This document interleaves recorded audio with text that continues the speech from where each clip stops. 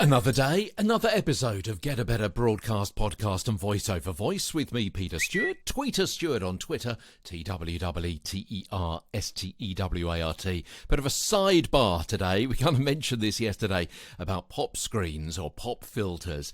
So just thought I'd spend a couple of 3 minutes just talking you through the two different kinds of these. They work the same way by either displacing or slowing down the flow of air to make it less aggressive on a microphone head.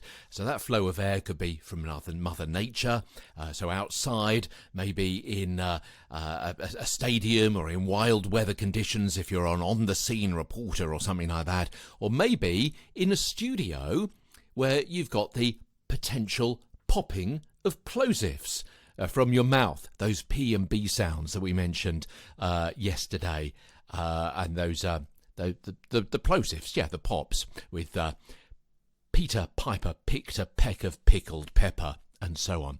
A couple of different types of pop filter. First of all, there's the foam hat that goes directly on the mic head to protect it from wind blasts, usually seen on outside mics. But the microphone experts Neuman say these can reduce the treble part of a voice slightly, which of course is great. If you've got a slightly deeper voice, then it could make your voice slightly deeper still. There's also the filter that's a ring of plastic or metal, which holds a couple of layers of thin metal mesh or gauze-type fabric, and that's actually attached to the mic stand, couple of 3 inches away from the mic itself to work effectively, not directly against the head. And I've got a video of that linked to it in our show notes today to show you exactly where you can put it. It's also a good idea to angle the pop screen slightly to avoid sound reflections bouncing between the screen and the mic head directly.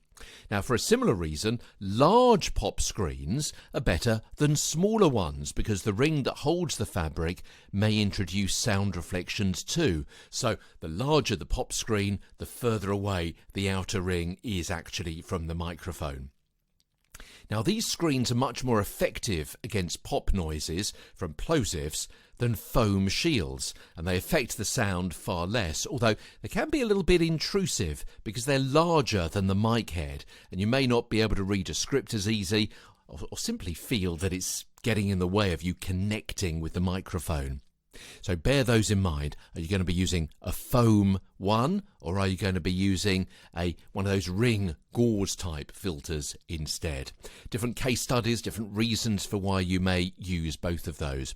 Now, if you're asking me what I'm using here in my studio, I actually use one of those foam ones, scratching it there on the microphone head for you, just because I find that it works better for me, my acoustics, my sound, my voice, how I use it as well in the situation. I tried using one of the round gauze type ones, but felt that it was getting in the way a little bit.